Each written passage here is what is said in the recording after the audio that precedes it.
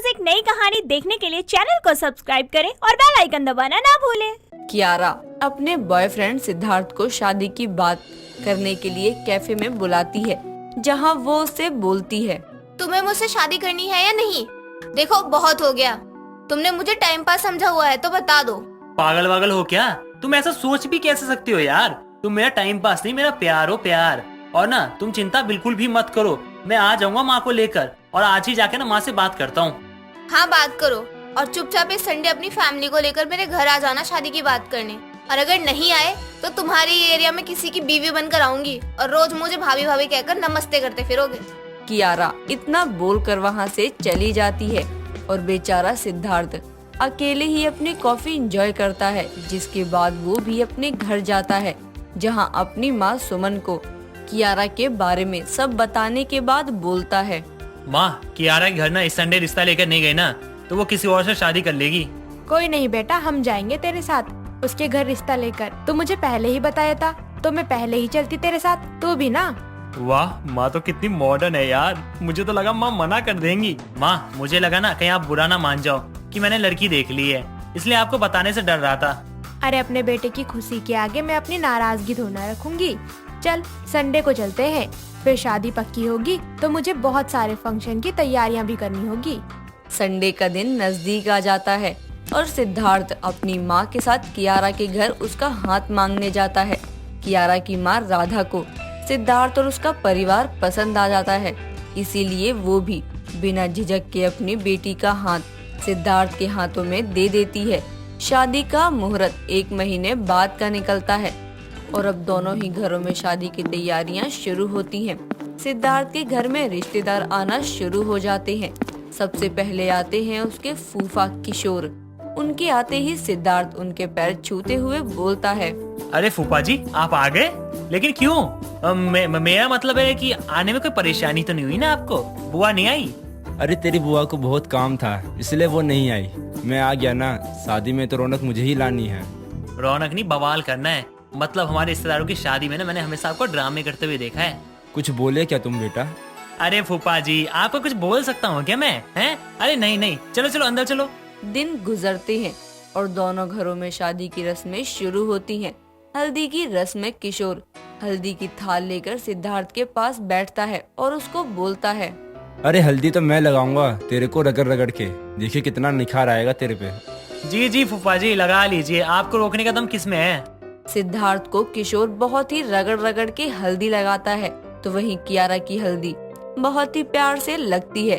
फूलों की पंखुड़ियों से सजा हल्दी का सेज जिस पर बैठी कियारा को मुलायम मुलायम हाथों से उसकी दोस्त आयशा उसको मेहंदी लगाते हुए बोलती है, आखिर मेरी दोस्त की शादी की रस्में शुरू हो ही गयी। मुझे तो तेरे संगीत का इंतजार है। सच में मैं तो जम के नाचूंगी। मैं तो खुद संगीत का इंतजार कर रही हूँ। कसम से खूब नाचूंगी अपने संगीत में। और तुझे पता है, मेरा और सिद्धार्थ का तो संगीत फंक्शन एक साथ होगा। मजा आएगा, उसके साथ कपल डांस करूंगी। दोनों की ही हल्दी का फंक्शन शांति से निकल जाता है। अब तक की सभी रस्में शांति से निकल जाती हैं, लेकिन शादी हो और बवाल ना हो ये तो नामुमकिन सा है। संगीत का दिन आता है। जिस जगह संगीत का फंक्शन होना था, सुबह वहाँ सिद्धार्थ सारी अरेंजमेंट्स देख रहा होता है। तभी वहाँ किशोर आता है और शाम के संगीत के लिए डीजे वाले को फ्लोर लगाता देखकर बोलता है, सुन वे छोरे, ये तामझाम मत लगा, बस एक चटाई बिछा दे। हमारी घर की औरतें उस पर ही ढोलक वगैरह लेकर संगीत का फंक्शन शुरू कर देगी। अपने फूफा को ये कहते हुए सुनकर सिद्धार्थ वहाँ आता है और किशोर से बोलता है, फूफा जी आप चिंता मत कीजिए, सब आपकी पसंद का होगा। चलो अब आप ना जाओ यहाँ से, मेरा मतलब है घर जाओ आप। मुझे ना यहाँ शाम की तैयारी करवानी है। भगवान मेरा संगीत अच्छे से निपटा देना बस। किशोर सिद्धार्थ के कहने पर चला जाता है और सिद्धार्थ सारी तैयारियां करवाकर खुद संगीत के लिए तैयार होने जाता है। शाम होते ही हॉल में लड़के और लड़की वाले जमा हो जाते हैं और वहाँ की सजावट देखकर कियारा के साथ आई कियारा की माँ राधा उससे बोलती है, सिद्धार्थ ने अच्छी सजावट करवाई है। आज मेरी बेटी का संगीत है, तेरी माँ भी खूब नाचेगी। स्पेशल डांस सीखा है तेरी माँ ने तो। मैं भी आज तो सैंडल तोड़ दूंगी नाच नाच के। पूरे 5,000 देकर एक डांस परफॉर्मेंस तैयार की है मैंने। कुछ देर में सिद्धार्थ आता है और फिर दुल्हन दूल्हा एक जगह बैठ जाते हैं, जिसके बाद सुमन अपने कुछ रिश्तेदार औरतों के साथ डांस फ्लोर पर ढोलक लेकर बैठ जाती है और ढोलक बजाते हुए गाना गाने लगती है। बन्नो तेरी अखिया सुर में दानी, बन्नो तेरा गजरा लाख का है।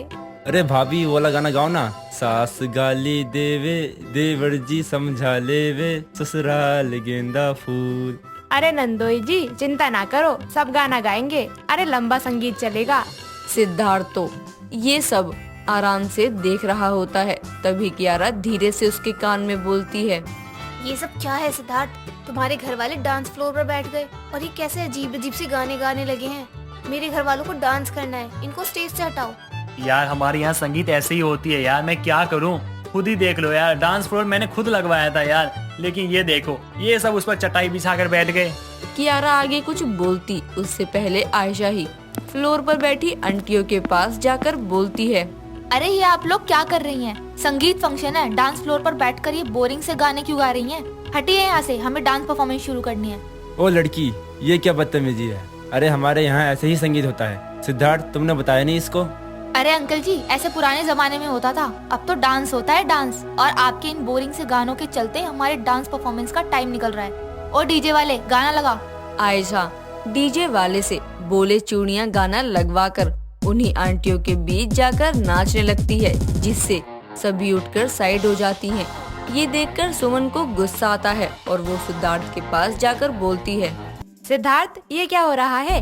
तूने बताया नहीं था क्या हमारे यहाँ कैसा संगीत होता है? देख तो उस लड़की को कैसे नाचने में लगी है सबके सामने। माँ जी, लेकिन आजकल ऐसे ही संगीत होता है। मेरी पूरी फैमिली ने डांस परफॉर्मेंस तैयार करी है। अगर वो अब संगीत में नहीं नाचेंगे तो कहाँ नाचेंगे? अरे बहू कैसी बात करती है? अच्छा लगता है क्या ऐसे सबके सामने मटकना? माँ आप तो समझो ना, मेरी शादी का माहौल है, इतनी सी बात पर ना संगीत में बवाल करना जरूरी है क्या? और आप मेरी लव मैरिज के लिए इतनी आसानी से मान गई, तो ये पुरानी सोच क्यों माँ? मैं बवाल कर रही हूँ और शादी के लिए तो इसीलिए मानी थी क्योंकि तेरी खुशी चाहिए थी, लेकिन शादी के फंक्शन तो रीति रिवाज से ही होंगे ना। सुमन सिद्धार्थ और कियारा से बात कर ही रही होती है, तभी वहाँ राधा आती है और उससे बोलती है, देखिए बहन जी, हमें नहीं पता था आपके यहाँ ऐसा संगीत होता है। अगर पता होता तो हम ये फंक्शन अलग अलग ही करते, पर अब देखिए दोनों बच्चों का संगीत है, शादी एक बार होती है, संगीत भी एक ही बार होगा। तो अब ऐसा करते हैं, एक एक करके दोनों चीज कर लेते हैं। कुछ देर आप अपने गाने गा लीजिए, उसके बाद हम डांस कर लेंगे। हाँ ये ठीक रहेगा। प्लीज माँ मान जाओ ना इसके लिए प्लीज।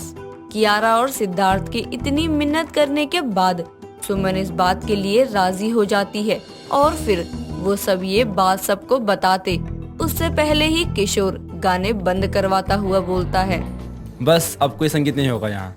अरे इन लोगों को तो संगीत का मतलब भी नहीं पता है, पता नहीं कैसे भद्दे गाने पर नाच रहे हैं। इनको भद्दे नहीं मॉडर्न गाने बोलते हैं और हम तो इसी पर नाचेंगे। और अभी तो मुन्नी बदनाम भी चलेगा।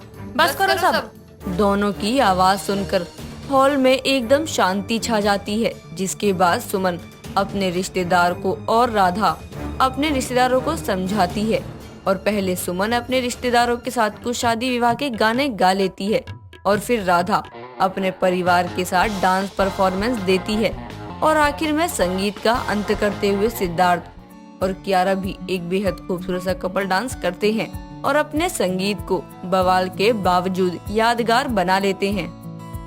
दोस्तों अगर आपको ये कहानी पसंद आई तो इसे लाइक करें, शेयर करें और कमेंट करके बताएं कि कहानी में आपको सबसे अच्छा क्या लगा।